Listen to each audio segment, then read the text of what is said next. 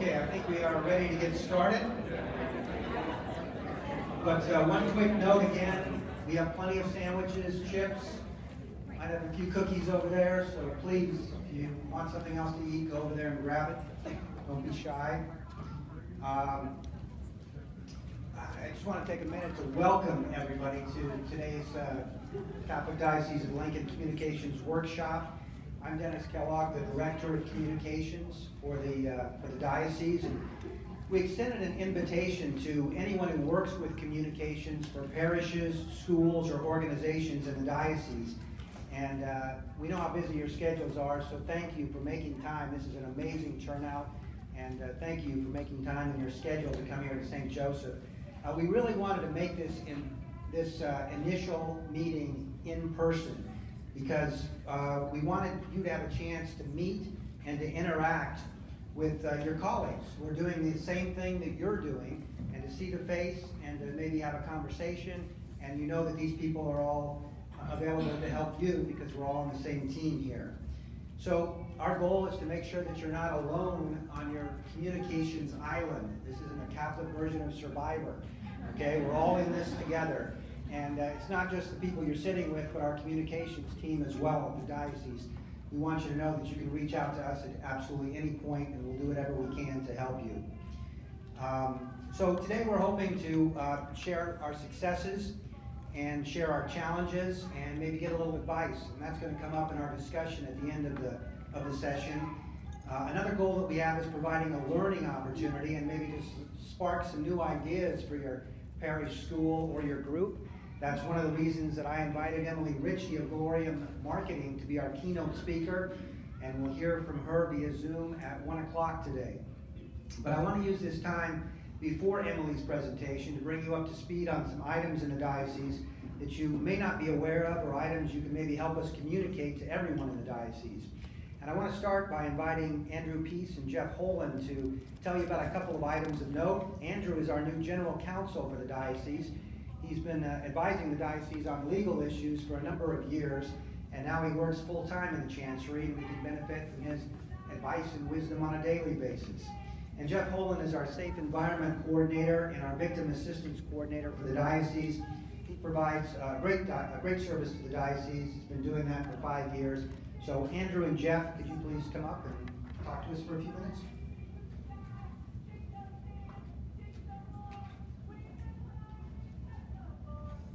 Thank you, Dennis, and thank you for giving us a few minutes to touch on two important issues that Jeff and I have been working on. As Dennis mentioned, my name is Andrew Pease. I'm General Counsel for the Catholic Diocese here in Lincoln. I started in that role in September and worked with Jeff Holen in his role as Safe Environment Coordinator. Two things that we wanted to bring to your attention and ask your help communicating back at your school or parish or ministry. The first one is a media release form. So one of the things that I worked on with Dennis over the past year is a media release form for youth. And so one of the things that will come up as we kind of got to look at what schools are doing and what youth ministries are doing as far as photo release forms, was there was a wide variety across the diocese in terms of what schools were using. So we put together a standardized form. It's a parental consent form in which the parent can consent to their child's photo being used on parish communications, so parish website, social media, marketing materials. And it also does allow the parent to opt out of that. So you may have some parents that say, I don't want my child to be on the school's social media page or marketing materials or website. And so it's a one-page form. And it is something that Dennis can provide and disseminate. He probably already has at some point, but it's something I know he'll make available. It's a one-page form. It has a consent release provision, and then it asks the parent to list their children as well, and the grade of the children, so that you have families with multiple kids in the school. They don't need to sign a form for each child, so each family will have one form. And really the purpose of that, again, is to know and respect the privacy rights of the children and the families to the extent that they don't want their child photographed and then included on a website or social media or in a newsletter. We've gotten some good questions and some good feedback about that form. One of the issues that came up is, well, what about like a school-wide mass, where you can have the entire school there and you want to take photos and have it in the newsletter? That is something that would not necessitate having a media release form from every single child. So really what we're talking about is photos and videos in which the child is featured or their class is featured. So if it would be a class project, those are the types of things in which you would need a media release form from each child's, from each family and each child's parents who are going to be part of that photo or video. If they're just incidental to the photo, if it's a school-wide mass, if it's a sporting event, any activity that would be open to the public, that does not require a media release form. Okay, so common law privacy rights. If you're at a public event, you really don't have an expectation of privacy. So someone could take a photograph, say you're at a basketball game. Someone could take a photograph and their child may be depicted in the crowd. You do not need a consent form signed in order to use that photo. So Dennis will communicate that media release form. If you have any questions, you can contact Dennis. You can also contact me. My email address is just andrew-pease, P-E-A-S-E, @lincolndiocese.org. If you have any questions. But we would ask you to use that form. And it is important because there are legal rights that the families have with respect to their children and their privacy. And so we really should not be using photos of children on marketing materials, social media, and websites unless we do have the consent from the parents. And then the other topic we wanted to touch on briefly, Jeff is going to cover, and that's just a couple questions in the back. Oh yes, go ahead. I just had a question that open to the public. Is there wording about 8 or more kids?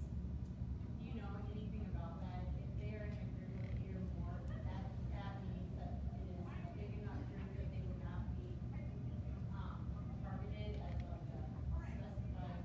Does that make sense? Yeah, I haven't heard that figure used. What kind of the delineating mark in my mind is always whether or not there's an expectation of privacy by the family. And so certainly if it's a class activity that you're photographing or videoing, at that point, if you're just talking about one class, I would require you have the media consent form. And if you have a few students whose families say, no, we don't feel comfortable with that, you can find other ways to photograph that with the students whose families have approved.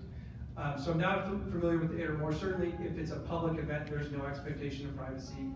And also, if it's a class, school-wide mass or pep rally or something like that, and the student's just incidental in the background, they're not the focus of the photo or the video, then you would not need the media release form for using a photo like that. When will this be implemented? Like immediately or next school year?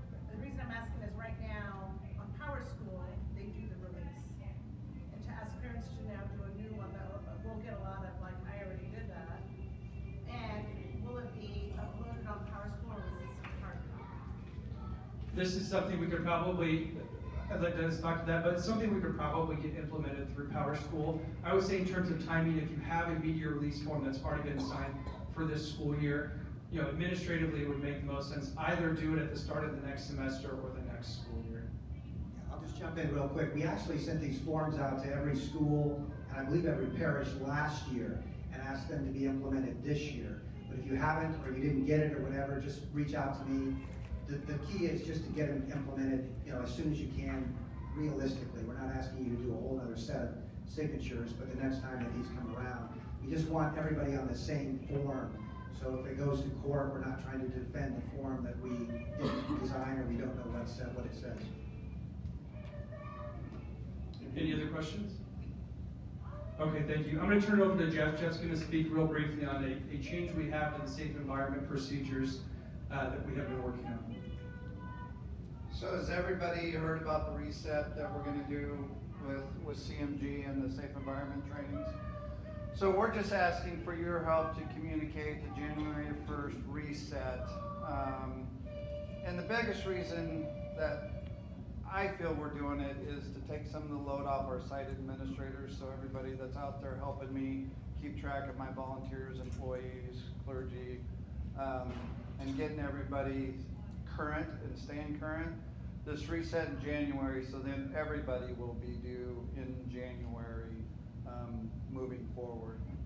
We will have those that come in after January that, yes, you have to retake it then the following January, so it may be prior to the year, so yes, that's gonna happen. So if you have any questions about the CMG reset, myself, Andrew, Marcia Bartek, reach out to us. Dennis has a lot of the information already, so if you have questions about the reset, and if questions are posed to you, reach out to us. I'm keeping this really short, but then we'll also be doing a webinar and stuff in late November, early December, just to explain the changes, and it's just the safe environment module that's going to be reset. It's not the background. Backgrounds have to stay on the cycle they are, so that will continue on your anniversary date every 5 years. Questions about that? Will all of our teachers need to redo it? Yes. Everybody will be due in January. So even if you're taking it this month or next month, yes, you're going to reset in January. So everybody will retake it, so everybody's on the same start. And that's going to be an aggravation. We know this, but it's what has to be. So it'll be better next year, and everybody be streamlined and easy to track. So that means when we're getting volunteers for the school year and they come in on August, they're gonna have to reset again every January. Correct. Yep. What is your email address? Mine is Jeff-Holen, Hohlen, at lincolndiocese.org. Just to follow up on that question, so that means every January there will be a reset moving forward? No, it's not a reset. Everybody, this is the reset this January, and so everybody will be due in January moving forward. For those that come in new, yes, they will have to reset again. They'll have to, it's not a reset. They'll have to take it in January to get on the same page as everybody else on that January redo. Is there a separate button now just for the background check? Yes. There it is. If you scroll down into optional trainings, so you have your required trainings, the renewals, the safe environment, and background check. If you scroll down to optional, it's background check only, Lincoln. It says do not take unless given permission to do so. So there is a separate background. And that's been a big thing. Well, people continue to do the safe environment and background check. And if they don't need the safe environment or they don't need the background, they're still doing both together. So yeah, we can communicate. There's a separate and the optional training. That'd be great. So are the priests, do they have to go in and do like their background checks Every 5 years. every 5 years? You guys don't do anything We with that? don't know. It's up to the Because individual to do the backgrounds. Father Moore was under the impression that all the No, priests were he goes being in. taken care of in a different manner. No. Okay. Just wanted to check and find No, out. and call me and we'll work through it when he's due, but no, they have to go in. So it's in that optional background. I don't believe his background is due or his safe environment. But anyway, it's gonna be that background check only and optional. Okay. And send them to me. I've tried to explain it to him, but he's like, no, the diocese Send, said, and I'm no, like, send them my way. I'm like, no, Father. I'll take it. And then the other question that I had was, I'll think of it, never mind. Anybody else? I thought I saw another hand. And for your purposes, what would be helpful for us is, this is like a bulletin announcement that was put together, and this is gonna be disseminated by the communications office. So, if you have any involvement in the bulletin for your parish, if you could include, this announcement in the bulletin, it will help communicate it. We are communicating directly with everyone who's a CMG user, by email, and we're also communicating through, the register, and communications team, but anything you can do to help get the word out, because this is a change. Initially, we'll take more work, and then everyone will be on the January cycle. And so to the question about the school volunteer, yes, they'll have to do it in January, but come August, they won't need to redo it. So they'll only redo it in January again. So once you're on the January cycle, it'll be every January that you'll renew it. It's just the new people coming in that don't, meet the January start that. They'll have to do it and then do it again in January. and So if then they it's start in just November, recycle. you're gonna have to take it again in January. Is it a different video? We're selecting, The training will be different in January. And it will take you less than 20 minutes. It's an 8-minute video in January. And we're gonna get in touch with CMG every year, and we'll have the next video lined up before the January date. So right now I had it set up for renewal videos 1 through 4, and a lot of people are through the 4th one, and so they're having to redo videos. And so, Can you use your microphone? sorry, yes. Much better. I hate them, but yes. Anybody else? Just for my clarification, on the media release form, is that form that you're going to be using going to be uploaded onto PowerSchool so that parents can click on it and sign off on it digitally, or is it purely paper that we have to send out? We can look into that. I don't have an answer to that yet, but Okay. I'm sure we can get to the point where it's on PowerSchool if that's how your parents are signing the media release form. All right, thank you. One quick question. Thank you, Andrew and Jeff. We got one more. Are ushers, do they fall under that as well, like at church, do they need to get the background check and do the safe environment? Ushers, yes. I just wanted to make sure. Any volunteers that have Lectors. contact with minors. Lectors, readers, Those I everybody. knew. And everybody's getting emails. So we just need your help. Passing it up. They should already know, but we'll take all the help we can get, so thank you very much. Thank you, guys, appreciate it. Now I want you to be able to meet our communications team, so if we are interacting with you, you know who you're interacting with. And by the way, there's no charge for the floor show with the preview of the Christmas pageant this year. They sound great though, don't they? So you've heard of speed dating. This is going to be speed meeting. So I'll bring my team up here and we'll do this really quickly. But what I asked them to do was just come up with maybe 2 or 3 things that either you may not know about or that you should know about from what their specialty is. So I'm going to start. And my 3 things, I'm going to start with something I've talked about a lot, but Flocknote. Flocknote is a great way to communicate with everybody or a specific group of people. It's designed for churches to communicate with parishioners. You can do it by email or text message. Really good tools that allow you to really design a nice message to send out. And as I mentioned, specific groups. So if you want to send something to your lectors or to your musicians or to your 4th grade parents, you can use that to do that. It's safe, environment friendly, because it creates a record of all the messages and comments back and forth. And this is something the diocese provides at no charge for parishes, schools, and approved organizations. We're in the 2nd year of a 3-year contract with Flocknote. So as we get towards the end of the 3rd year, we're going to evaluate and figure out how effective it is. But I can tell you, it's from my standpoint, it's been amazing. And their customer service is probably the best I've ever seen in my entire career. So they're great to work with. We use it to send out short notes and videos from Bishop Conley. We just, in the last 2 days, added a new feature called Children's Mass Prep, Holy Heroes Mass Prep. Some of you may have been on Flocknote before, may have already used that, but now it's available to the whole diocese. And in just a day or 2, we've had 170 people sign up to receive these short videos and coloring pages for kids that look ahead to that Sunday's masses, the mass readings. So Flocknote's my first thing. The second thing is bulletin notices. Hopefully you've signed up for our bulletin notices Flocknote, but this is flyers and messages about anything that's going on that's of interest to the entire diocese. So we send this out every Friday, and you can put it in your church bulletin. You can put it in your school newsletter, your church newsletter, whatever it is. It's just great, and there's no pressure. If you don't want to use any of it, you don't have to use any of it, but at least you know what's out there.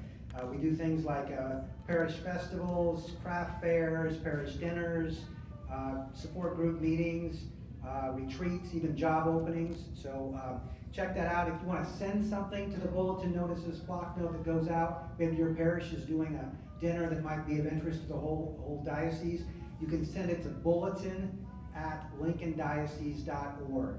bulletin@lincolndiocese.org, and it'll go right to the person who puts that together. And if you want to subscribe to our bulletin notices, just go into your flock note account and look for the bulletin notices group. My last thing is one call away.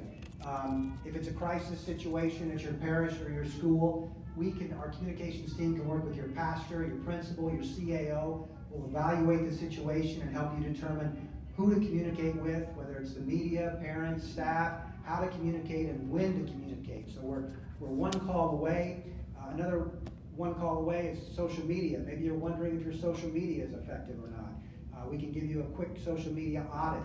That's just one call away. If you're planning a major event and want to know how to publicize it, reach out to us. We're one call away. So we are here to serve you and the parishioners of the diocese. So let us know if we can help in any way, even if it's not really what you think is in our job description. So now I'm going to move on and bring up Corbin Hubble, who is our social media coordinator. Hello, my name is Corbin Hubble, like Dennis said. If you want me to audit your social media pages, contact me, I'd be happy to do so. But some things that I want you to know about social media. The first thing is the Catholic Diocese of Lincoln is on Facebook, Instagram, YouTube, and Bishop Conley is also on Twitter, or X. So make sure you're following us. If you are not, please do. Like, comment, subscribe, share. We put out a lot of information every week, so make sure you're following us there. One other thing that I want you to know about social media when it comes to families, either looking for a school for their children or looking for a parish to join. If you don't have a very active social media, the numbers and statistics point to that they're probably not going to be as likely to either join your school or send their kids there or join your church. So make sure if you have an active website, if you have an active social media, you're more likely to be receiving more parishioners or more families at your school.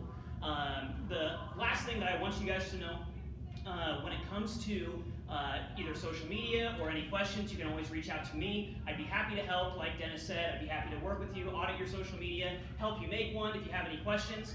Some of the questions that I get a lot are, what do I post? When do I post it? What don't I post? When it comes to events, make sure you're always posting about events. Maybe Sunday Mass isn't the event that you post saying, hey, by the way, we have Sunday Mass today. Maybe don't post that, but you can always post the readings, the gospel. Maybe if you record the homily that your pastor is giving. Share that on social media. That's a great way to get started.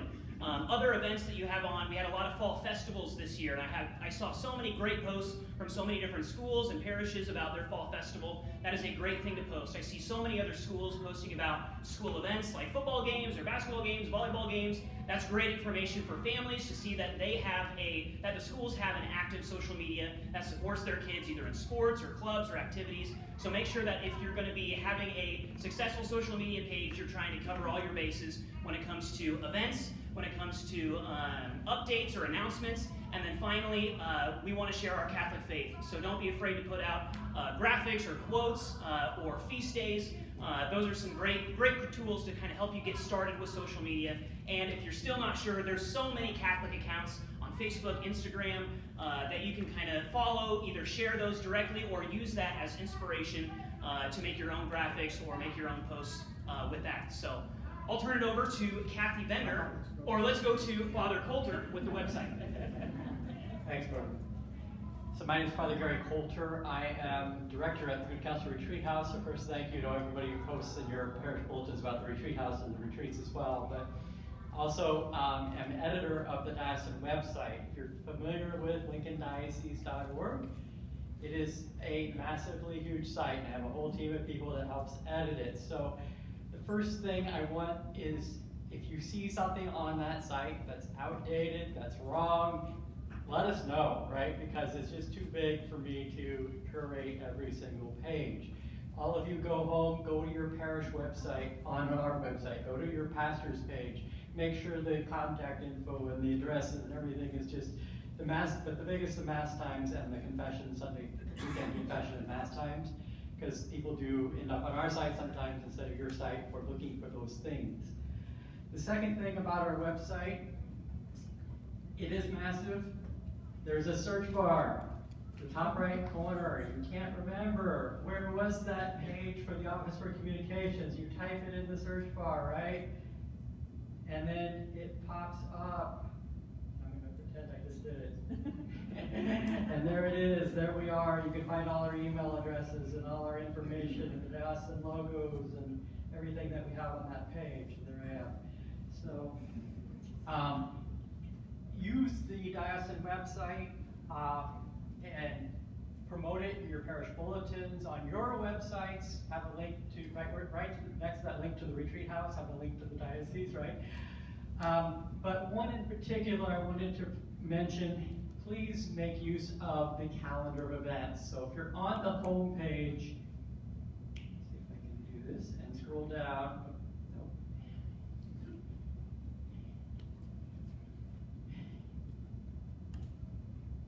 It's kind of hidden right under this upcoming events, just like right under news and media is how you get to the Southern Nebraska Register. There's the view of the diocesan calendar. We have a diocesan calendar of events. Has all the parish, diocese, school events going on in the diocese. And at the top of the page, so big everybody misses it. Submit an event. Submit an event to the diocesan calendar. Please use that. And add your parish festival and things that would be of interest to people outside of your parish. You know, you have a speaker coming or something, to the diocesan calendar events. So check that calendar before you schedule something, you know, use it to promote your events. And you can link to that in your bulletins and things as well. Direct people to lincolndiocese.org/calendar, or direct people to the Southern Nebraska Register, lincolndiocese.org/SNR, you know, and go directly to those sites as well. So thank you for helping me keep the website up to date. Kathy. I'm Kathy Bender, I'm editor of the Register. I was going to keep this much shorter, but we mail our paper to every single registered household every single week, every other week in the summer. That is 24,000 people. That is the third largest circulation of any newspaper in the state of Nebraska. And we're only weekly, not daily, but I'm still very proud of that. But that means that we can send something to every single registered home about anything happening at your parish. We just need to know about it. Please email me, if you have any questions about promoting something. We want your pictures, we want your stories, we want all of it as often as you can. The worst thing that could happen is I tell you no, and it doesn't happen very often. So please email me, find me if you have any questions, and we're going to keep it moving. Dr. Herman, you can talk. Thank you. Yes, depending on which circles, it's either deacon or doctor, or anyway, deacon and member. Quickly, because I know we got onto our speaker, features. I'm always looking for really good feature stories. So if you know of a story, it's a really compelling story, something going on in your parish, something that it would be really interesting for other people to read about, you know, particularly heroic or sacrificial, whatever it may be. I would love to hear about that and talk about with that person about the potential of doing a story for them. So feature stories would be the quickest, fastest way for you to think about what my work with the Register would be. Thank you, Deacon, and thanks to our entire team. We appreciate all your work. Okay, time to move on to our keynote speaker for today. And our keynote speaker is someone who helps more than 100 Catholic parishes across the country get their message out in an effective and creative way. She helps them market and communicate like Jesus, who's a pretty good role model for this, right? Emily Ricci is the CEO and founder of Glorium Marketing. She's a graduate of Mount St. Mary College and has a master's degree in theology from the Augustine Institute. She's worked in youth ministry, digital communications, social media, and now has her own company. She has her own free weekly newsletter called Monday Marketing Musings. I'm a subscriber, and I can tell you it's filled with great ideas, so you should definitely subscribe. She also offers a free course on Catholic marketing at her website, gloriummarketing.com. So I believe Emily is joining us now from, I think, her home in New York State. So without further ado, Emily Ricci. Thank you, Emily. Absolutely. Thanks for having me. Everybody hear me okay? We're good? Awesome. Okay. Yes. Hi, everybody. My name is Emily. As Dennis said, I'm the owner of Gloria Marketing, and I'm very excited to be joining you virtually today. Yes, from New York State. I'm about an hour and a half north of New York City. So I'm in the upstate area, which is kind of funny because there's still about 8 hours of state above me before you get to Canada. But yeah, excited to be here with you all today. I have a background in parish ministry. I've worked in and with parishes for about 10 years. So I've been in the trenches doing all the things. I know many of you are in parish ministry as well. So I'm really excited to be here with you all today.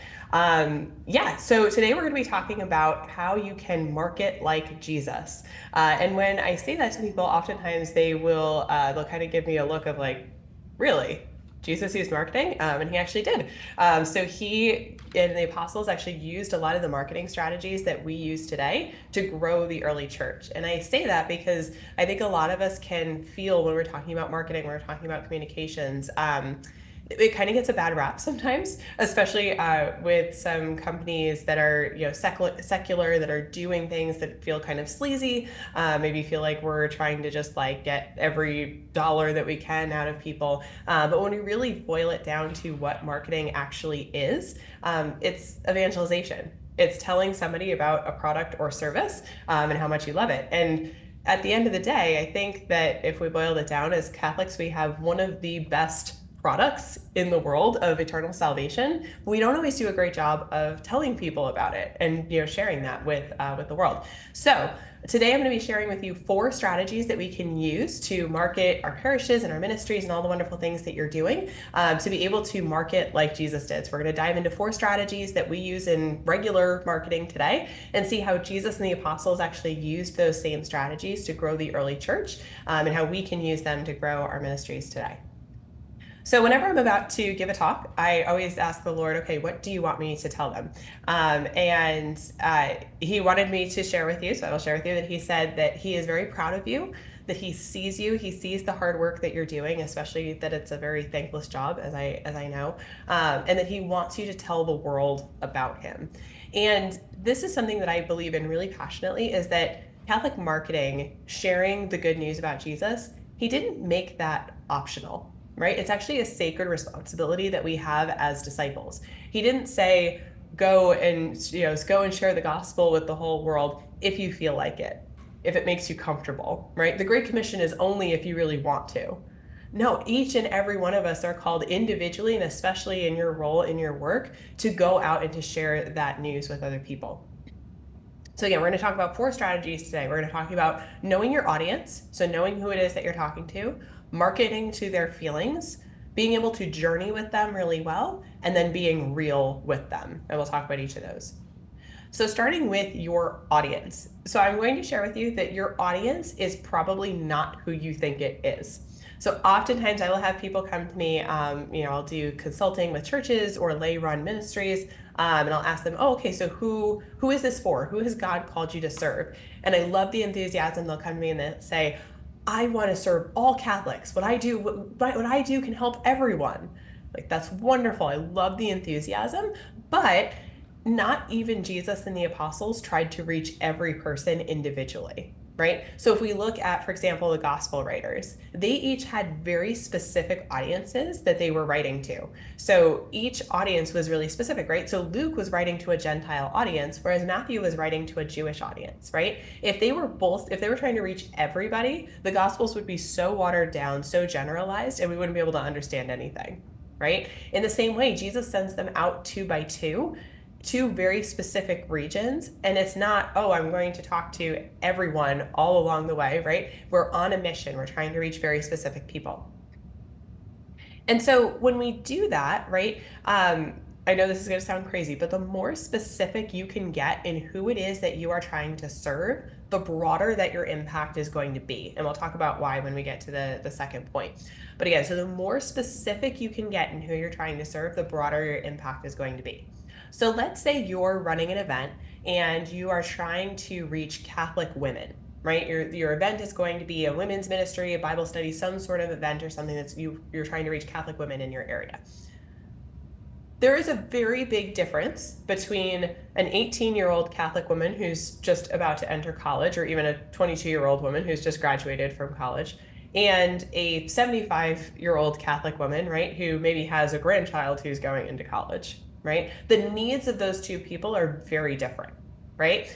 Same thing if you have a marriage ministry, right? Somebody who's been married for 2 years has very different issues than somebody who's been married for 50, right? And somebody who's struggling in their marriage is going to have different things going on than somebody who is in a happy, committed, healthy relationship, but they still have everyday struggles that married couples have, right? So by saying, oh, we want to reach everyone, right? If you're thinking about in your parish, I want to reach all the families in our parish, you probably have very different kinds of families in your parish.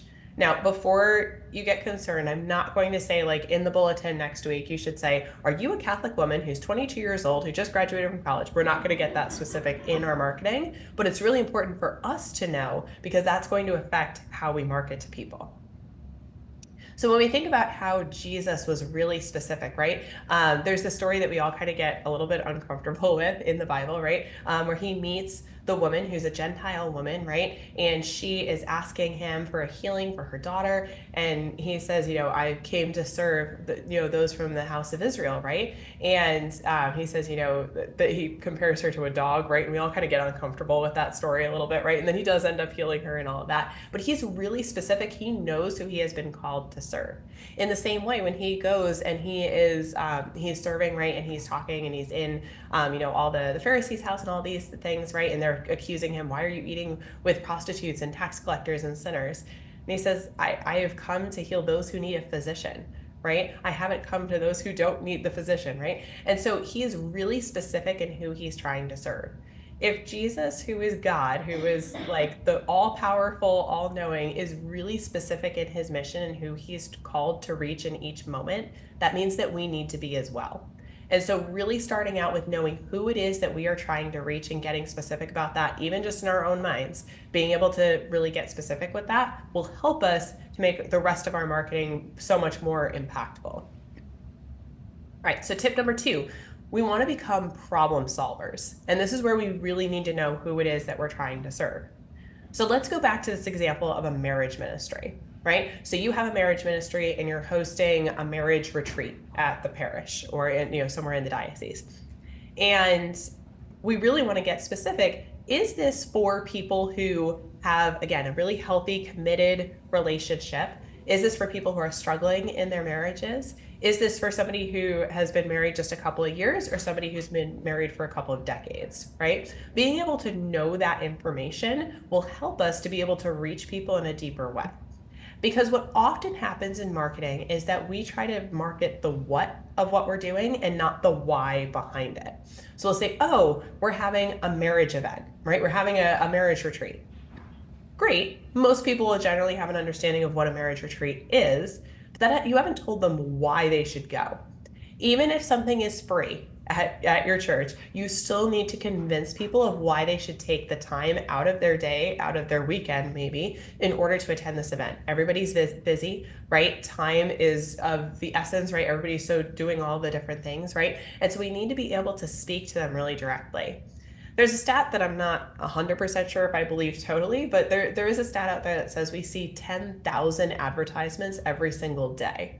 So think about scrolling on social media, thinking about the billboards that you pass as you're driving, the commercials on TV. There's so much competing for our attention that we really need to get more specific than just saying we're having this event, right? We're past the days of build it and they will come. Even if you build it, they might not come. So we have to convince them of why they should come. So in marketing, we have an example that we use is that you don't sell a mattress, you sell a good night's sleep, right? So most people don't think about their mattresses until they need a new one, right? And that's because something's affecting their sleep.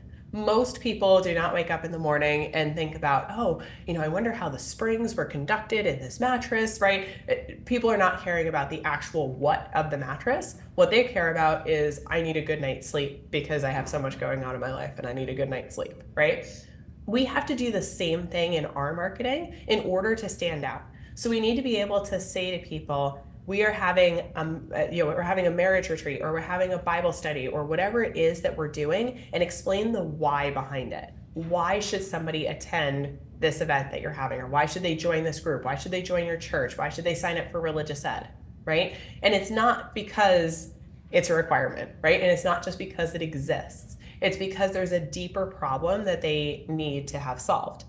So when we look at this in Jesus's life and example, we can see, I really love the story of the woman at the well for this. So he encounters the woman at the well, the Samaritan woman, and he doesn't see her as a what, right? So most of the Jews in that time would not have interacted with a Samaritan, particularly a Samaritan woman there at the well at that time of day.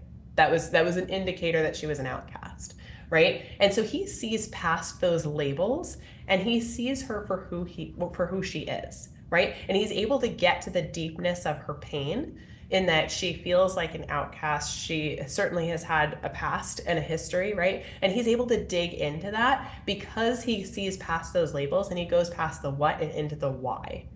And that's a very different why than how he encounters Nathaniel and how he encounters Zacchaeus and all these other stories that we see in the Bible, the rich young man.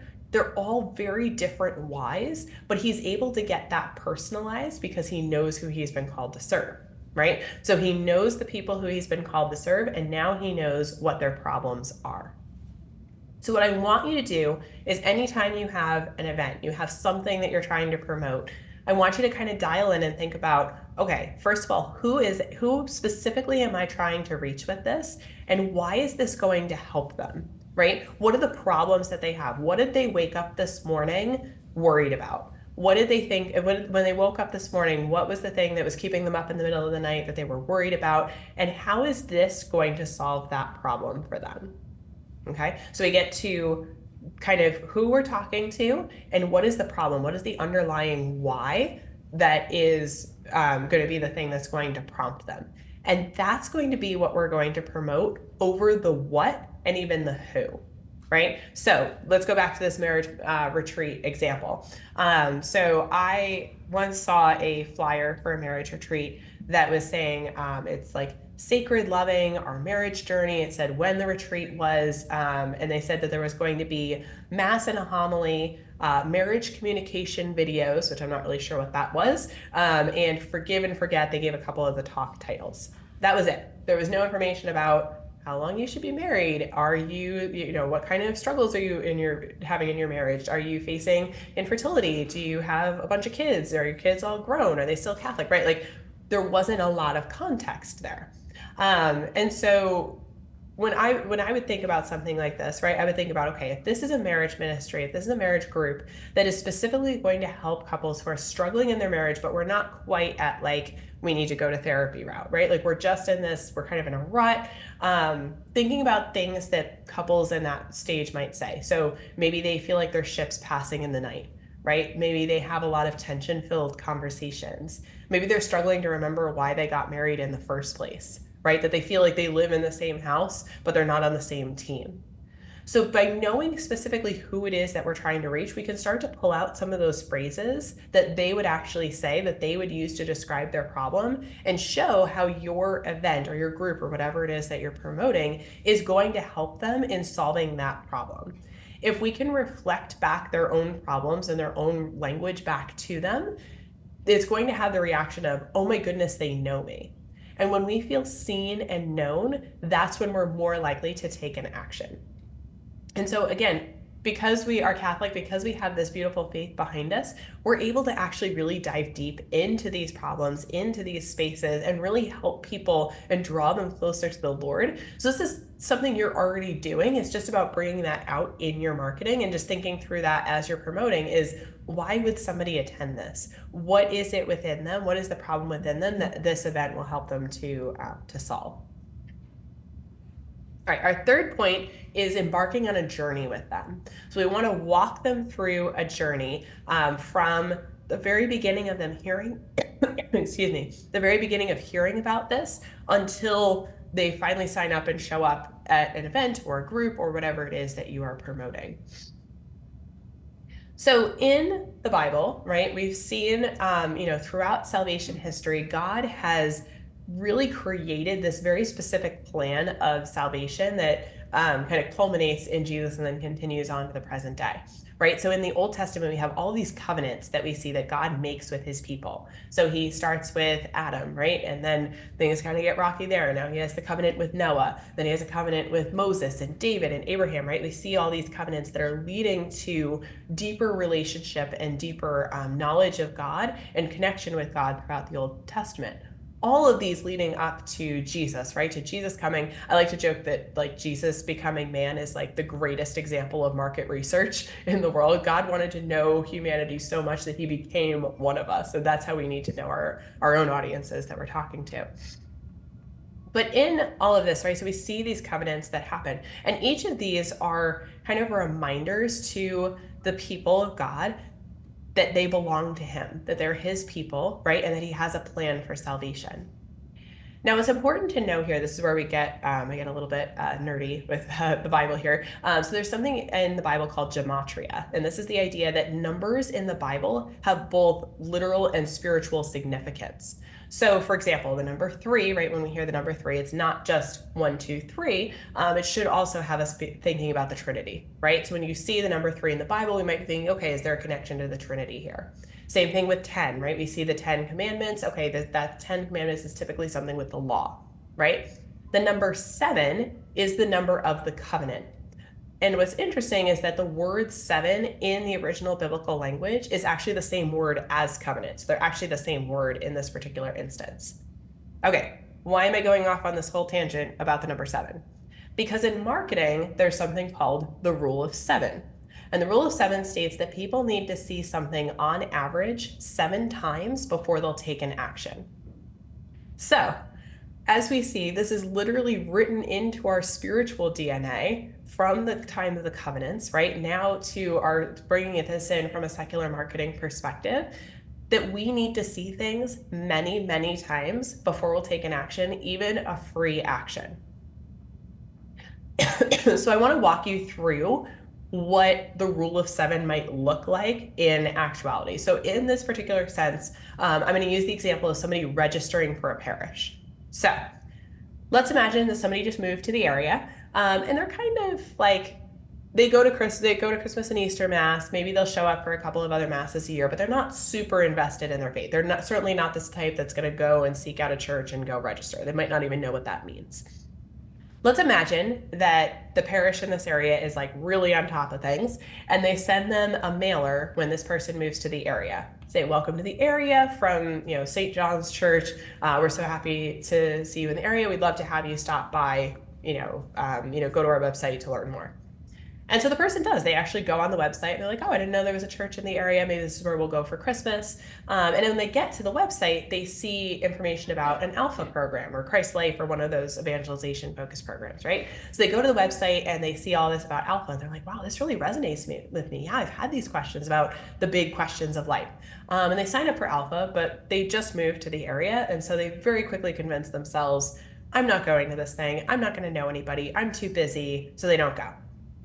Couple weeks later, they get an automated welcome email from the parish, right? So the parish reaches out again now and says, hey, we know you've been in the area for a little bit. Maybe it's signed by the pastor, has kind of a personalized feel. Welcome to the area. Here's some of the things we love to do in the area, places to go walk or something like that. And it's like, wow, this church really has a personality. So they go and they follow the church on social media. Now the school year starts, they're in the school pickup line, and they see in front of them, the car in front of them has a church magnet from that church on the car in front of them. And they're like, oh, well, I know that person, that's Sally, whose son is John, right? And so they start talking to Sally, and Sally's like, yeah, I go to St. John's. It's such a great community. You should come and sit with us. So they finally go, they attend Mass, they sit with their friend Sally, and then they finally register in the parish. Okay, can we see how if we were just relying on just that magnet from the back of the car, this wouldn't have happened, right? None of this wouldn't happen because it's all those steps in between that we can't see on the back end. We can't see that our efforts are actually doing anything to change hearts, right? But it took so many instances of this person seeing this church's branding, seeing the people and getting to know the people and feeling this personalized feeling from the parish to actually take that action.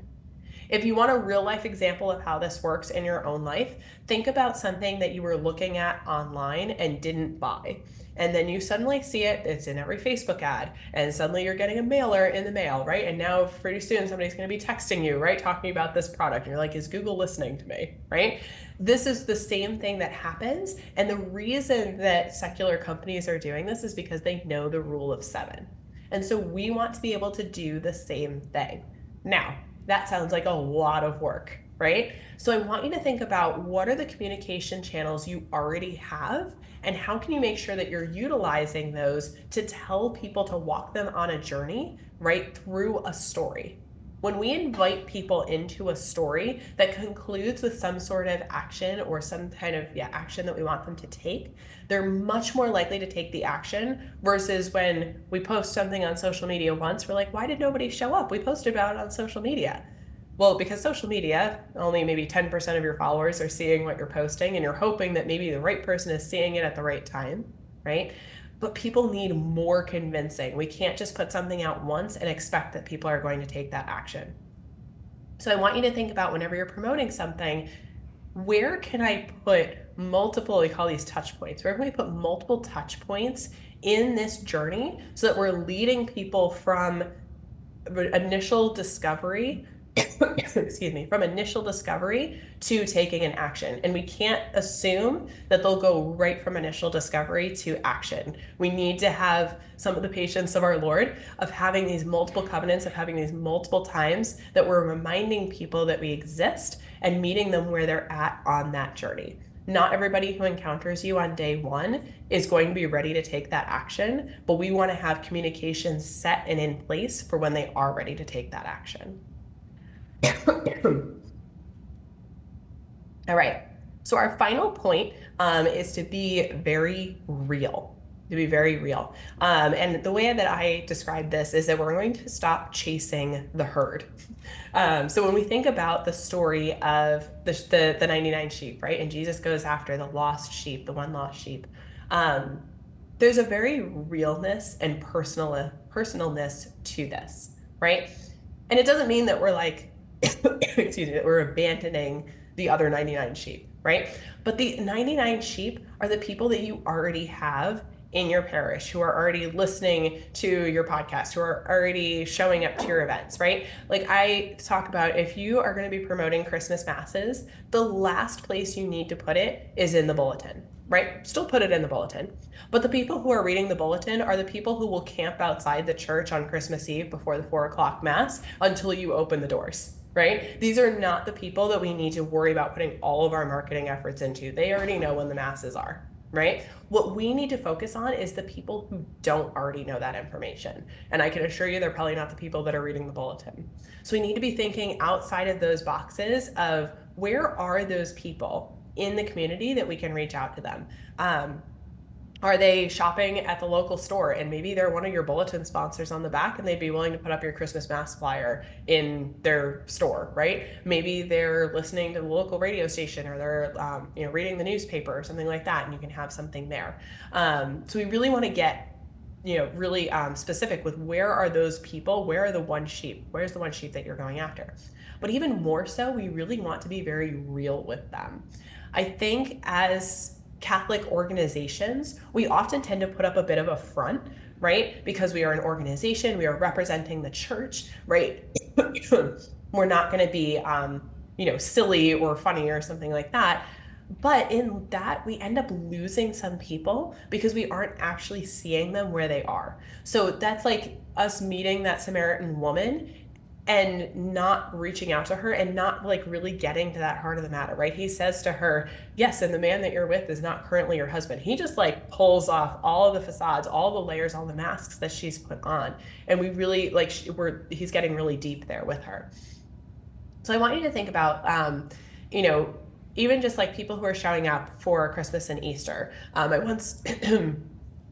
worked with a parish where we wrote a Christmas letter that was very, very real and directed to the people who are not normally in the pews. And we called them out, right? We were like, hey, if you're not normally here, we miss you, right? And we would love to have you come back. And we got really real into why they might not be there, because they are too busy, because sports are on Sunday too, right? Or because they disagree with something that the church teaches, or they had a bad experience with a priest at one point, right? We really called those things out, and we said, if that is you, we are so happy that you are here. And here's the next step to take if that's you. If you're struggling with like understanding you didn't have a good formation, let's get you into an alpha program. If you're like lacking in community and you feel like you don't belong, trust me, there are people who relate to you, and here's information for our small groups. If you're struggling with something in your past, go talk to one of our priests. Like, we made it really specific, and we took off some of those facades and those barriers as though we just assumed like, oh yeah, you've been here the whole time, right? We all know that they weren't there, right? And so we were able to get really real with them while still maintaining the solemnity of the church, right? And still upholding all the church's teaching, but being able to push past some of those barriers that people have put up around faith and around religion. And if we can dive into that, if we can get below that surface with them, they are so much more likely to, again, to show up, to engage, and to feel like they have been seen. One of the biggest things that people feel when they leave the church is that they haven't been seen as an individual, right? Especially if they're going to another Protestant denomination, it's typically because they haven't felt spiritually fulfilled, right? And so that spiritual fulfillment often comes through us, through our work that we're doing, in being able to see people from where they are, right? And being able to really meet them in that space, and being willing to get a little bit messy in that space with them and go to those places. Because again, you have all of these resources. I know that you know people who are running food pantries, and people who are working with Catholic Charities, and people who are doing counseling, and all these good, great things for the Lord. And it's just about connecting those people with them. And we can't just say, oh, we have these resources available. It's about being willing to be a little bit more vulnerable, a little bit more real, to be able to cut through those barriers and help somebody to see, oh, they actually care about me as a person. And by doing that, we have such a better chance of drawing them closer to the Lord. Okay, so to recap, our 4 things that we're going to do to try to market more like Jesus. We're going to know our audience, right? We're going to know specifically who God has called us to serve. We're going to market to their feelings. We're not going to market to the what of what we're offering. We're going to dive deeper into what it is that is actually driving them, what's going to actually convince them to come, the why behind the what. Then we're going to journey with them, and we're going to be patient. It's going to take more than one outreach to be able to get them to take the action that we want them to take. And once we do connect with them, we're going to be real, and we're going to be vulnerable in our communications, even in our written marketing, to be able to draw them deeper into that relationship with the Lord. All right, that's my spiel. I don't know where Dennis is, but I think we were going to have time for questions.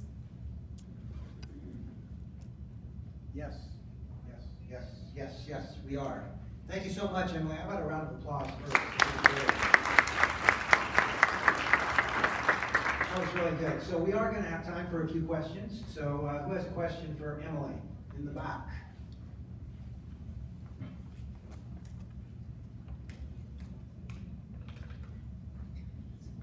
You want to get your steps in today. Thanks very much for joining us today. My question is on modes of communication.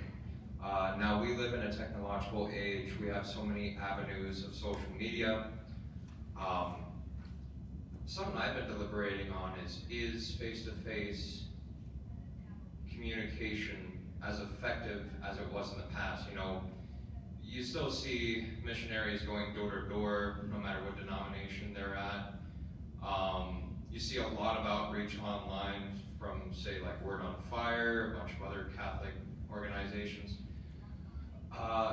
Could you talk about, is online social communication, specifically for evangelization, as effective as face-to-face? Is face-to-face still just as effective in your experience, even if it's door-to-door ministry? What are some practicalities that we should know concerning how to evangelize both on the face-to-face and online? Thank you. Yeah, that's a great question.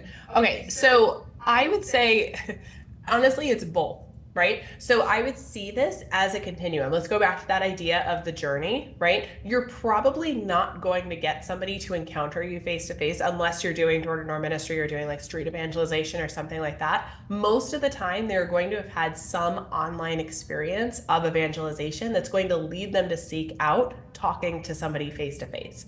I would hope that most evangelization would end up with some sort of face-to-face connection, even if that's over Zoom, right? Even if we are doing some, technology to do that, but really that one-to-one encounter, at least one in a group setting, maybe encounter, is really, really important to be able to lead somebody to Christ, right? Could somebody just have a completely online experience of Christ? Absolutely. But I think that they're going to have so much deeper of a connection in that face-to-face, right? Because that's how we really get to know somebody and accompany them in the way that Jesus would.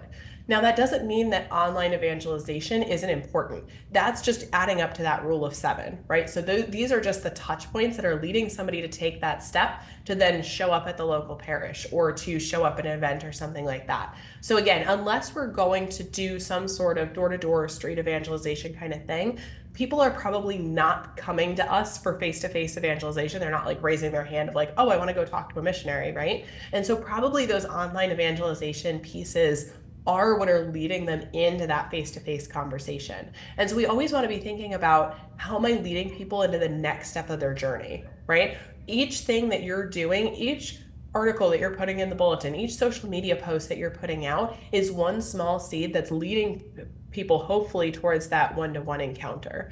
And having those face-to-face encounters in your back pocket, if that's not something you are personally doing, right? So do you know, is the pastor willing to meet with people at the local parish, right? Or do you have an evangelization team or an alpha team or something like that who would be able to accompany somebody more personally in that one-to-one encounter? So that's kind of what I would say, is that I think the digital evangelization piece should really be oriented towards trying to get them to take some sort of face-to-face interaction. And then even with the face-to-face interaction, it's probably not going to be a one and done experience, right? You're probably not going to meet somebody on the street and convert them in one conversation. It's going to take many conversations to produce conversion. So even within face-to-face, it's still along this journey, but we can get a lot more personal, a lot more quickly when we're meeting somebody one-on-one versus when we're doing a one-to-many approach, as we typically do in digital evangelization. Other questions?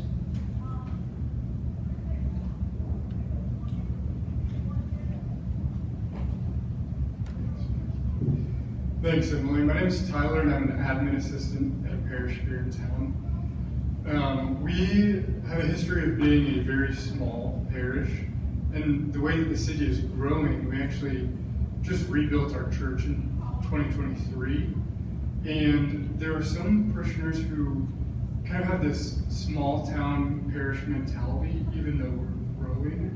And we kind of see conflicting ministries of things that worked in the past for that old church, but really are ineffective now. And so I was wondering, do you have any advice on how to communicate to parishioners when some ministries may need to change or may need to discontinue for the sake of the missions? Yeah, that's a very good question. And it's a good problem to have that you're growing, right? And that does bring some growing pains with it. I would approach every interaction that you have, even within other people on the parish staff or even with your volunteers, in a marketing mindset. And so what I mean by that is, again, going down to the why. So when I was working in parishes, I was a communications director at one of the parishes that I worked at, and I had the joy of redoing the parish website, and I was super excited about that. I love doing that. This particular parish had so many ministries, many of whom had been around for a while, and their descriptions on the website were not up to what we were trying to go for with the new mission of the parish. And so the way that I approached this with the ministries is, hey, we need to update your parish listings. I know you're really busy. Can you give me bullet points of what it is that you're trying to do at your parish and at the parish, right, in your ministry, and I'm happy to take those and run with it. right? So I was kind of seeing them where they were, like, hey, you're really busy and I'm not trying to ask you to do one more really big thing. Can you literally just give me bullet points that will help me, right? In any of these interactions, what we want to do is think about, what can I do to serve this person, right? So if you have ministries that are being a little bit difficult or resistant to change, thinking about, why are they resistant to that change? Is it because this is the way that they've always done it, which is probably what it is, but there might be some fear of, oh, well, we are trying to reach this kind of audience and they're not going to respond to this kind of communication.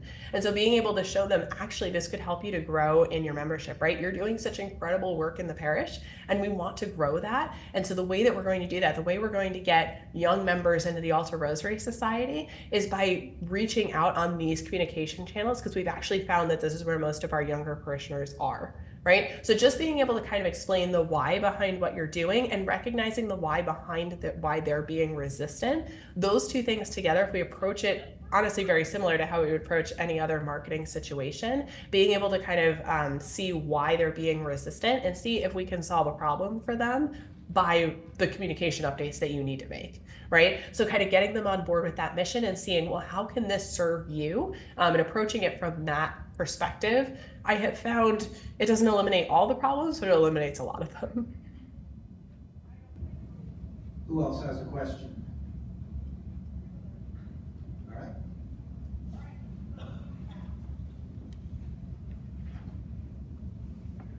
Thank you, Dennis.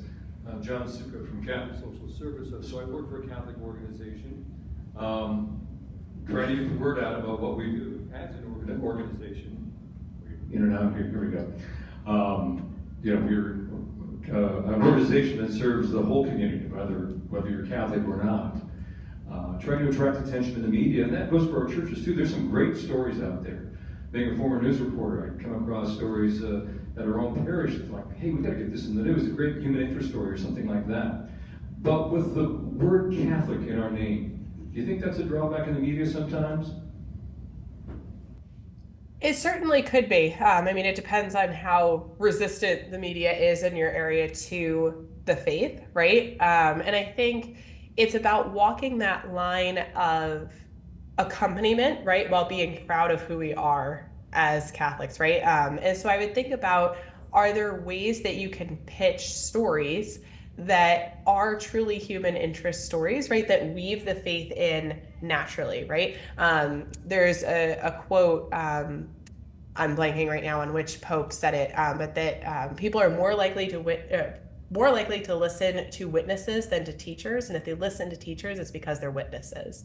The more that we can witness in our everyday lives and be able to show that through the stories that we're able to tell, that naturally point people to Jesus, sometimes that is even more effective than being able to say, oh, I'm a Catholic organization, right? That might just shut some people off automatically.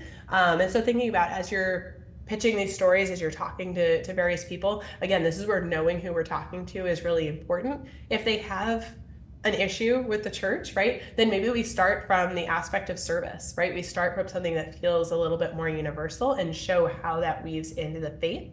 I used to teach 8 a.m. college classes on theology. And I used to tell the students, part of our job as evangelists is simply to just make people realize that Catholics aren't all bad. Right? Like that might even be our full role, is to just show people that Catholics are actually really loving, wonderful, serving, selfless people, but people don't often have that impression. And so if we're able to, again, just kind of remove those barriers, it might mean needing to kind of bury the lead in terms of, oh, we're Catholic, and starting with, oh, these people went out and they served, and this was such a wonderful opportunity, and oh, hey, they were all from St. John's Church. Any other questions? Okay.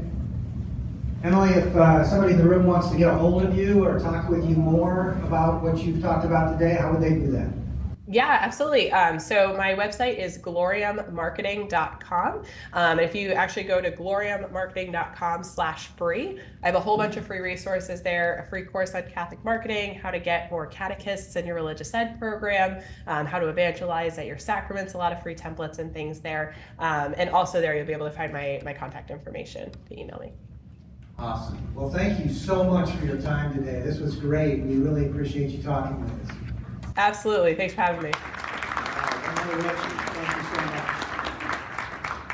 Okay, we're going to take a break here, but before we do, we have some giveaways, so I'm going to start just drawing a name out of this. And this first one that I'm going to give away is kind of unique. What is this? It's a blossom kit, and it has the Bishop Conley's motto on it. So I think you plant and it grows, which is what we're all about, right? And a little coaster that goes with it, and also the book Why They Follow by Matthew Warner, who is the founder of Flocknote. And I'm in the middle of this, and this is, I've heard him speak, he's amazing. The book is great for parishes, and so the winner gets both of those. So the winner is Jazz Ocampa.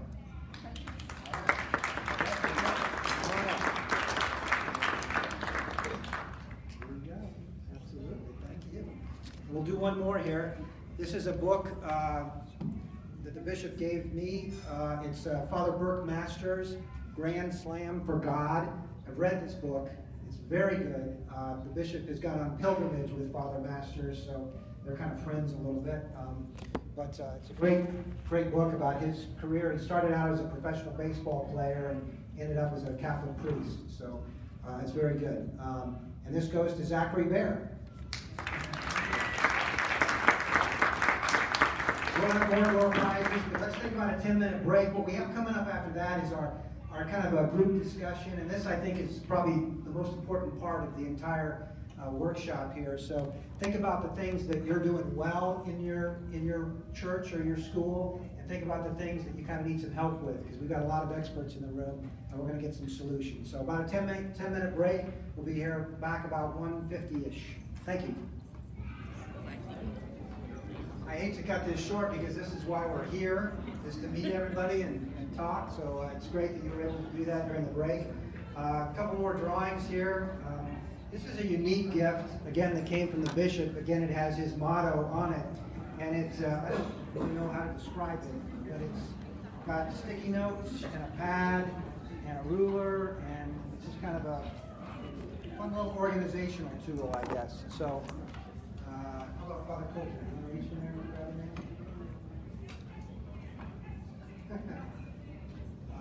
it? Jennifer Whitney. You? Is this set up ahead of time? Same table? I better look into that. There you go. Thank you.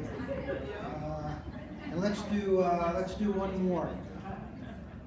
Let's do the dinner with the Pope, right? Let's do again the plant. Let's see who can grow that with the little coaster. And it'll also be a book from Paul Zuccarelli. I don't know, he spoke at Pius recently. I think Cathedral brought him in. But it's an amazing story. I think he died 9 times and was resuscitated each time. And he talks about what he experienced and his journey and how it changed his faith. So, plant and the book. Would you like to draw one here? Dig deep. Okay. And the winner is Brother David.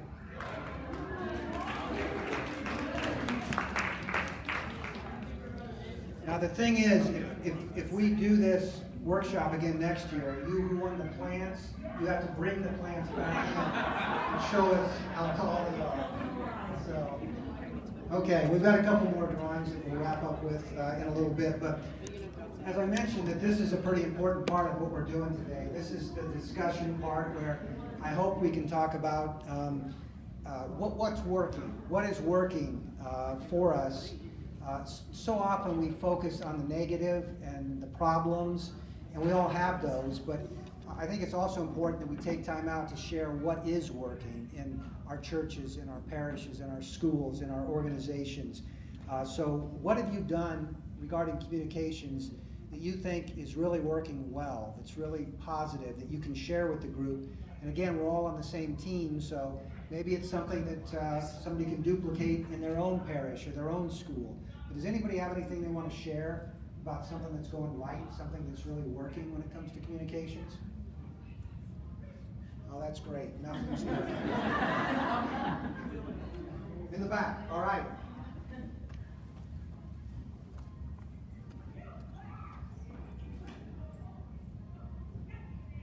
I just want to say thank you from the small parish point of view. When you brought Flocknote on and made it available to all the parishes, that has been incredibly good for our parish in order to get the word out. And I know it's working because I have people who will get a hold of me some other way and say, hey, I'm not getting this. And that comes out from Flocknote, and they know that it's there, they're not getting it, and so hey, you know, something. So it's working, and I thank you for that. How are you specifically using it? We send out the parish bulletin through the email end of things. We do a lot of the invitations to things along that email, and then last minute reminders for people who have signed up for something, and they, because the text is small, but they, you know, we know they want that reminder, so we send out the texts. Thanks, sister, appreciate it. Over here.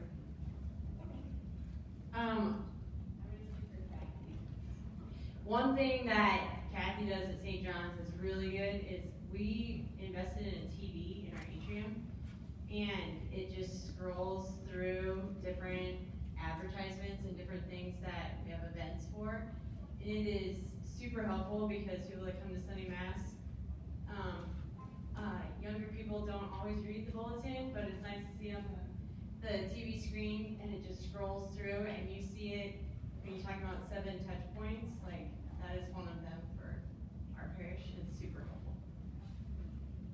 Great idea, great idea. What else?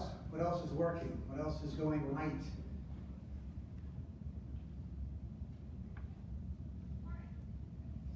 Anything that anybody wants to share? Oh, sorry.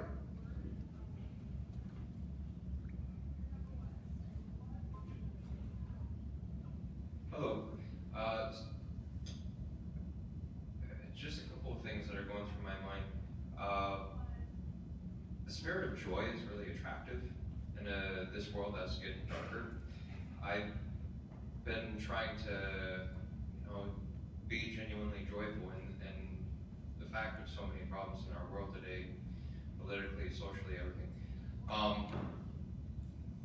I like the fact that we were talking about one-on-one interactions and one with many. I've been encountering a couple of people who have been Catholic, left the faith for whatever reason, and I've been encountering with them off and on for a long period of time, helping them just have conversations about the faith. And a handful of times, one has come back to Mass and is still trying to make the rounds in receiving the fullness of the sacraments, and we've been making headway with that. And another fellow I've been working with who is just needing community. And it seems that if we're going to reach out, we need to have a special, there we go, emphasis on community and invitation. I think we can never underestimate the power of invitation when it comes to it. Especially invitation to, things that can be fun, and things that can be sacred. It seems, at least, the one thing I put down is don't be afraid to invite Catholics, non-Catholics to fun and sacred things that the church can put on, and be open to offer opportunities to bring in fun and sacred things. So that's what I'd say. We're going to switch out the microphone here real quick, but let's see if we can get through this. One of the things I do with, my name is Kathy, I'm at St. John's here in Lincoln. I use Canva. I actually use my husband's for one that he has for his business, but I create for all of the events, typically bigger events at our parish, I create one logo and resize it to wherever I'm advertising it at. So if it's Facebook or on our TV,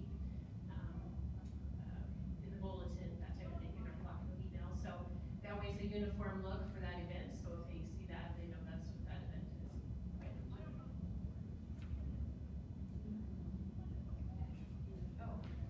Yeah, Canva and Corbin can talk about this as well, but we use Canva a ton in the Diocesan Communications Office. It's a great tool. It's simple to use. I mean, it's just so user-friendly. And you can get in there. It'll walk you through. It has templates. It's just amazing how simple it is. And if you are a nonprofit, you have the ability to apply for a Canva Pro account, which is the premium, the ultimate Canva that most people pay for. But as a nonprofit, you can apply for that. A lot of times you may have to do it once or twice. Sometimes you might get rejected. Just go right back at them and say, here's why I'm a nonprofit. Here's why I deserve it. And usually you'll get it. So, do you want to add anything to that? Yeah, when it comes to Canva, you can use it for short videos, you can use it for graphics, you can make Facebook posts, you can make different size, like Instagram squares. It has many different templates, you can have different designs. It has B-roll if you want to look for stock images. It has everything and more that you can want to. I cannot recommend Canva enough. If you're not using it, highly recommend checking it out. Just like Dennis said, apply for the pro or the premium version because you are a nonprofit, because you're representing your church or school. They should approve you. If you run into issues, try again. But it's definitely worth it to get that premium Canva experience. Would they take, we're the LDCCW, would they take us, the Diocesan Council of Catholic Religion? I don't see why not, but you could always try it if they give you any trouble. You can reach out to us, yeah, and we'll help you and we'll get you up there. There's a free account too. Yeah, you can always do a free account too. It just doesn't have many of the premium features. So with the nonprofit account, you'll get that premium features, no problem. So yeah. Sasha Kelly at Villa Marie, and then I help at St. Michael's. If you're in Canva, on the left-hand tab, there's this thing that says brand, and it has sped up a lot of my stuff. So if you put in your colors, your fonts, your logos, every template you click on, if you get in that template and then click brand, it'll automatically color code it to all your stuff. So that's just a time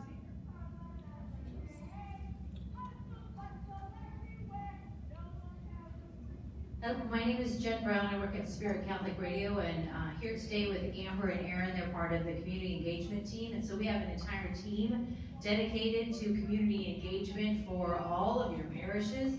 And what Brother was saying, it's about inviting. At Spirit Catholic Radio, we're about invite, inform, and inspire. So we have all kinds of ways for you to add extra touch points to whatever you are doing. So we also have a calendar that you can add things to. So you have your diocesan calendar, and you have the Spirit Catholic Radio events calendar. It's at the top of our website, events. You can add anything that you have at one of your, with the LDCCW, with one of your parishes, whatever that you have. You can add that to our calendar. That's for free, so that's another touch point. And we also have ways that you can have PSAs. I know that Emily mentioned that, so reach out to your local radio stations. All local radio stations, not just your local Catholic radio station, just one in our area. But if you have a local radio station close to you, they offer public service announcements. They have calendars as well, so reach out to them and see if they have calendars and something going on in that area.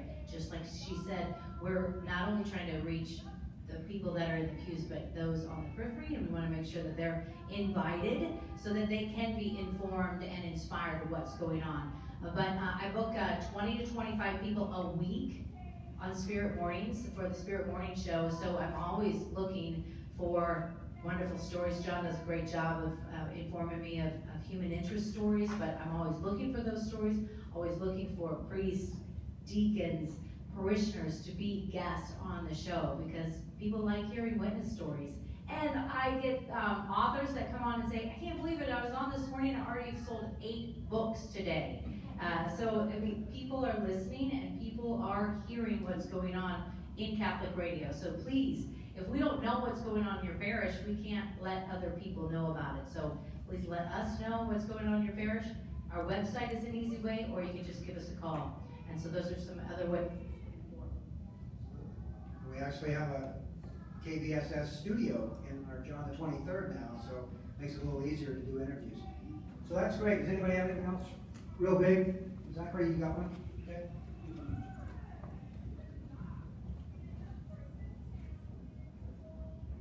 Thank you. Zachary Barrett Bicentennial High School. One, involve your students. I know it can be hard if you don't have a school connected. If you have the 7th and 8th grade option, create the template for your whatever your monitor is, whatever you want on social, and just have kids swap out the photos. So you get girls basketball, great. Have them put the boys basketball photo. We kind of teach them how to download, share, whatever. They can do a lot of the work. We have a broadcast media class this semester. There's 9 students. They're creating a ton of the stuff we see on our school board, our monitors, our social.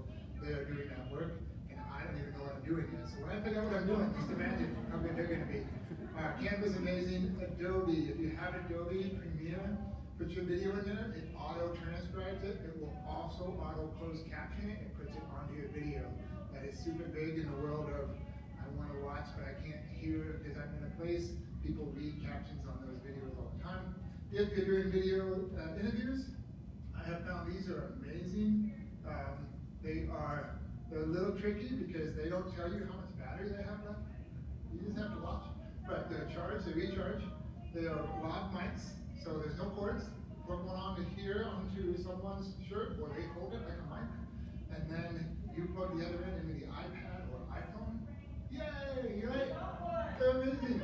But the kicker is on these, they work on, you know how they keep changing the adapters, what plugs into what? This one, both connections on here. So if you go from a new iPad, like our students are freshmen, you have different plugins on their iPads than the rest of them. This one can do both. You just turn it a little bit and you stick it back in. So I think these are amazing. I'll send you the link if you want. Probably 30, 40 bucks. But again, these are super impactful for us. Great advice. Thanks, Zachary. Anybody else? And the other thing I wanted to talk about as well is what are the challenges we're facing? We've got a lot of experience, a lot of experts in this room. So is there something you're really struggling with? Maybe it's social media, maybe it's your bulletin. What is it that's really keeping you awake at night? And let's throw out those issues and see what kind of suggestions we have from either our communications team or anybody in the room. Who wants to offer an issue first? So we have nothing that's working and we have no problems. That's all that's going on. No. Here we go in the back. Hi, I'm Carrie Vinson. I work here at St. Joe's for both the church and the school. One of the things that I have a challenge with is getting teachers and staff to send me information and photos.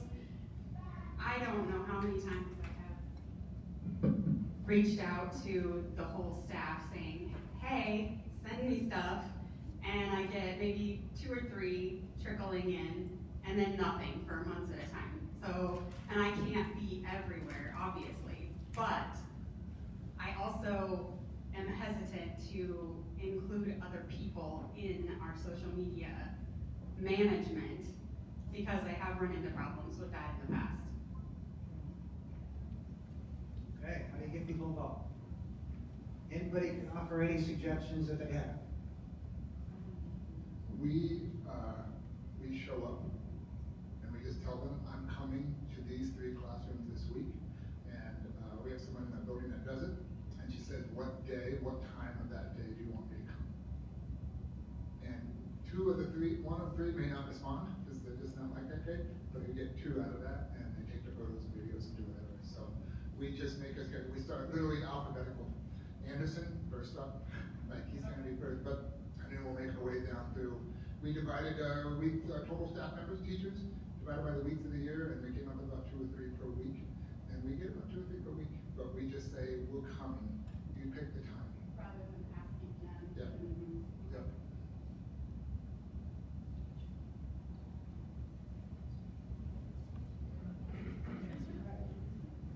I agree, we just got a new camera, and so we have 2 people that just started walking around.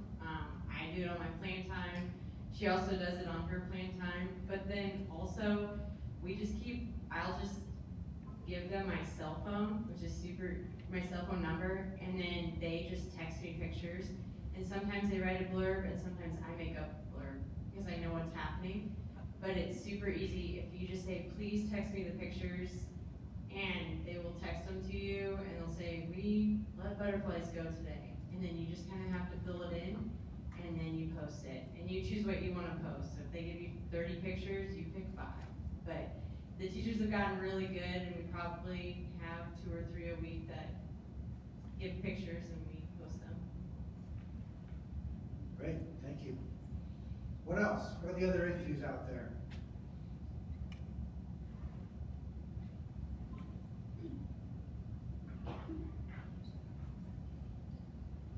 It's called acronyms. We're the Lincoln Diocesan Council of Catholic Women, referred to as LDCCW.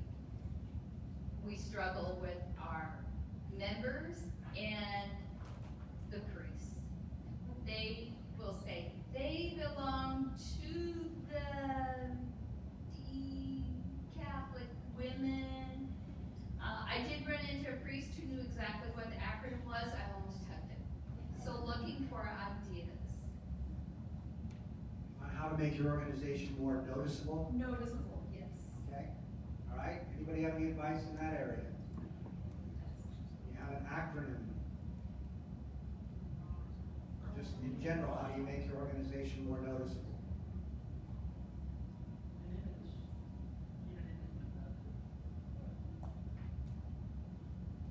An image or colors. There needs to be something graphic, something associated with the memory. And it's simple, but it'll work. So a memorable image that maybe highlights the organization graphically.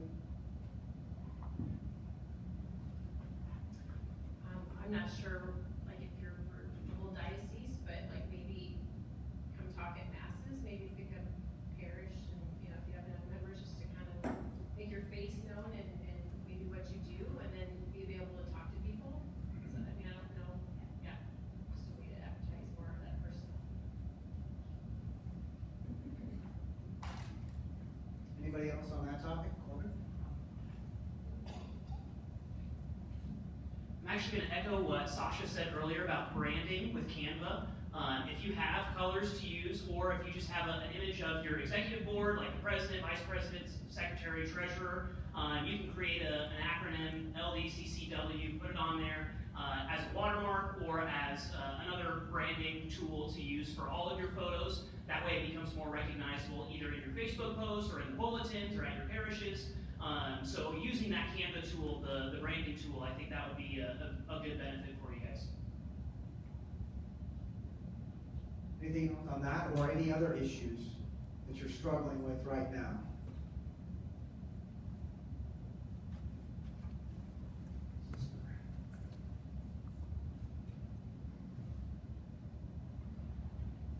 St. Mary's in Dune City, relatively rural parish, and I know that there are former Catholics, non-practicing Catholics in our parish. How do you get to them when almost everything is pushed out? We push things out by the media or Flock Note. How do you get to the people who aren't seeing it, aren't there, aren't on the list, or they were on the list, and the first time the pastor put out money making something, stop, and they're no longer getting the parish texts because stop, that just stops it right there. So how do you get to those people that you most want to get to? That is $1 million question.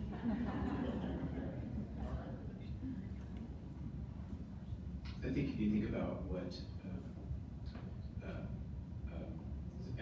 Emily was talking about, I think the importance is, okay, there's a lot of fallen away Catholics out there. Okay, the first thing, if you kind of go through those steps that she talked about, first of all is who's your audience. Which, okay, we got a lot of non-Catholic. So are you going to market to people that are away for whatever reason? So if you think about your audience first and have them in mind about, okay, I can't reach all of these people, but I'm going to target this group. So if you start thinking about, okay, what, and then kind of go through those questions. What problem are you trying to solve for them? How are you going? Why is being? What problem is this? What problem are they having then coming back and being part of the community and being part of the church, that's going to solve. And so, like I said, I think if you just kind of go through those 4 points and you think about your audience in that way, I think that can be helpful. And then why?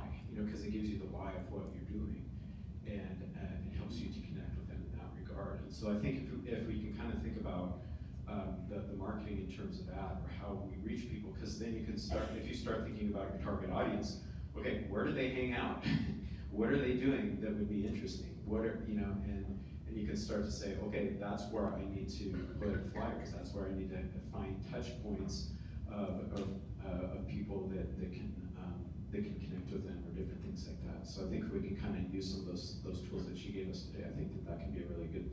I think those are the right questions to ask. Who is my audience? And what problem can I help them to be able to solve? If we start with that would be helpful. Thank you, Father.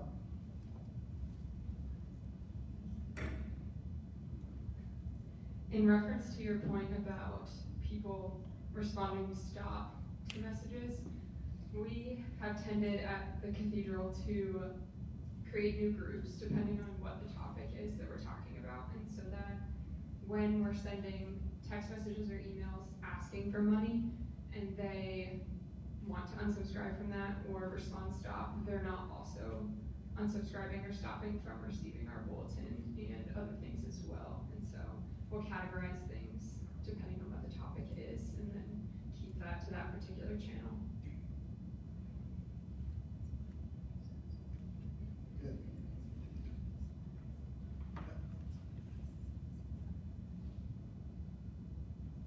One area we've been working on the last couple of years is trying to get students who are not in a Catholic junior high, but their parents or their family is maybe active or enrolled at a churches. We have found Parasoft is a good start. It is great that almost everybody's on a similar system. Father Cesar has worked and has talked about this, how do we do this, but if it's not you, then please go back to your parish offices and thank them, even if it's not perfect, thank them for continuing to work on that. We have pulled lists a couple of years ago, and they were just not accurate, and we're getting bad information where we transferred it over from another system, and so when we pull lists, we're getting kids that we're being told are 8th graders and actually enrolled in a school, and so if we think about sending come to our 8th grade open house to current freshmen, and how bad that looks on us all the pies. So if it's you, great, please keep working on it. If it's not you, please go back and share, because that information is super valuable. When you talk about how do we get people that have fallen away, getting them to their kids into our school and working that way might be the answer. So please keep up that. Thank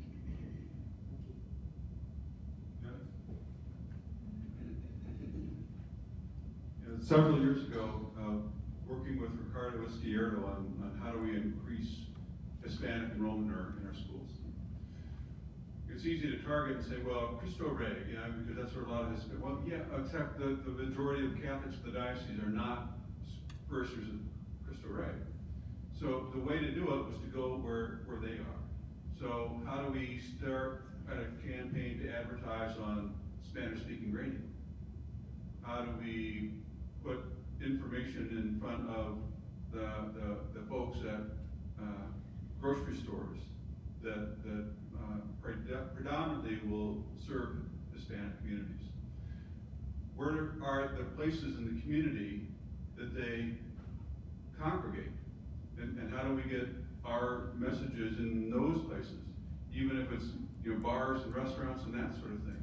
It's going where the community happens to be and meeting them where they are. So Sister Mary, that's particularly with David City. In smaller towns, it's a little easier to do because you know where those places are. And that's probably something you even face with your bulletin. You spend so much time on your bulletin, you make it look great, you have great information in there, and then it's frustrating when somebody walks by and doesn't pick it up, right? So how do you get that information to people who aren't going to pick it up and read the paper copy? How are we thinking about that? How are we doing this digitally? How are we getting into the hands of those people who aren't coming to church? Because they're the ones who really need some of the information in that bulletin. So those are things that we're always facing. Any last thoughts before we wrap this up? Yep.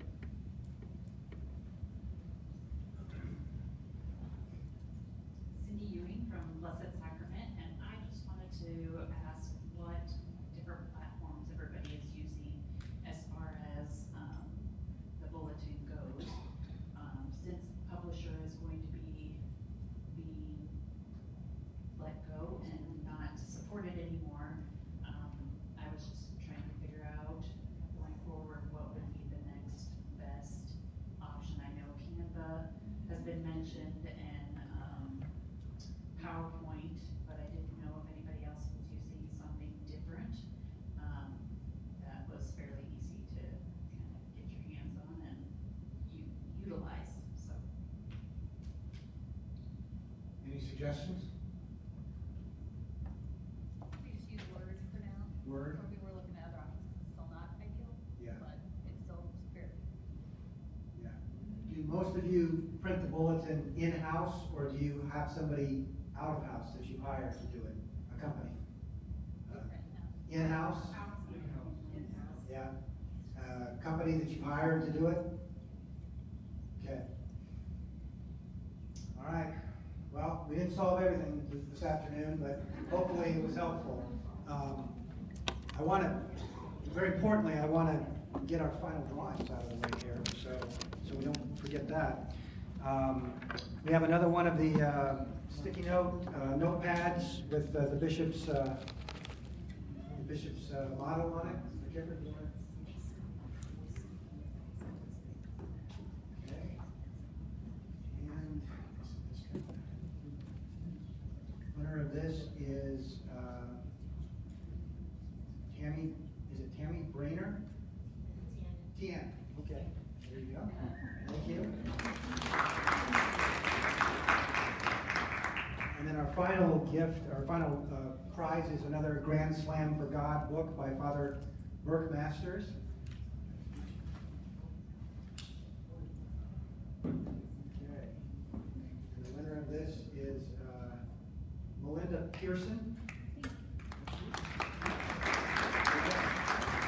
Awesome. Thank you.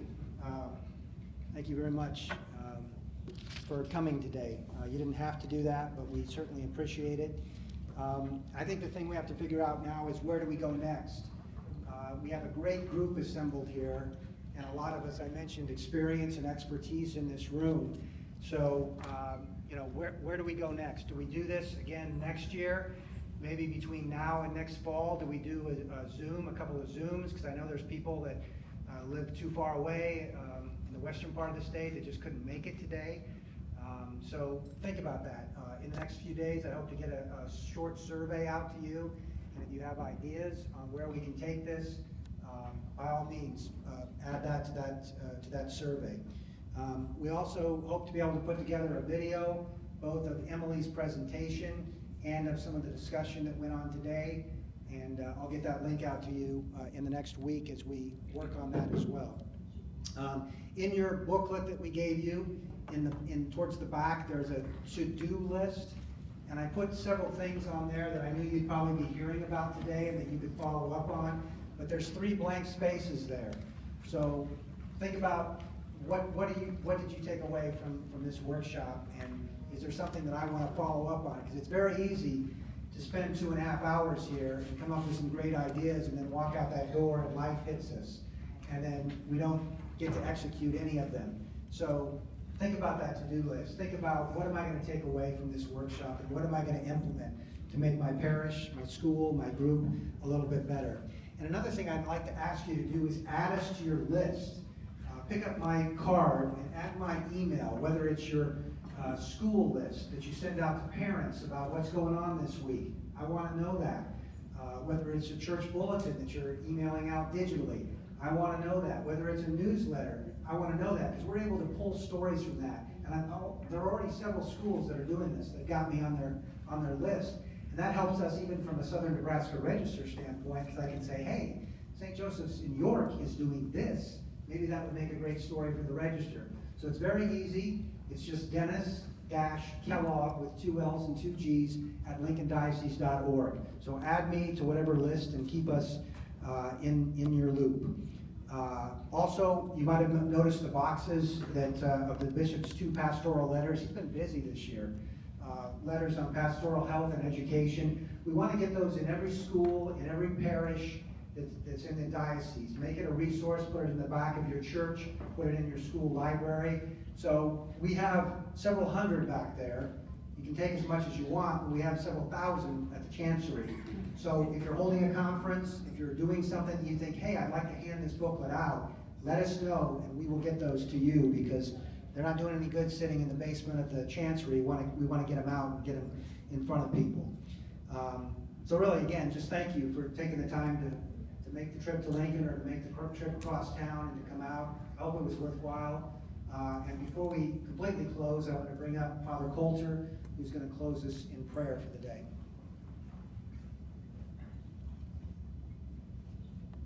In the name of the Father, and of the Son, and of the Holy Spirit. Amen. Heavenly Father, we just come with gratitude for this opportunity to gather and to learn and discuss, and especially that opportunity that you give us to be those participants in the work of evangelization, to spread the good news of Jesus Christ. We just ask that you help us to use those gifts and talents and the resources we have to proclaim the gospel, to make you known, and to let everyone know this good news. We just ask that you bless all the efforts of all those gathered here and all the work in our diocese as we pray. Glory be to the Father, and to the Son, and to the Holy Spirit, as it was in the beginning, is now, and ever shall be, world without end. Amen. The Lord be with you. And with your spirit. May Almighty God bless you, the Father, the Son, and the Holy Spirit. Amen. Thank you, Father. Thank all of you. Keep doing the great work that you're doing, and safe travels. Hey, Dennis. Yep. Oh, and grab a sandwich on your way out the door.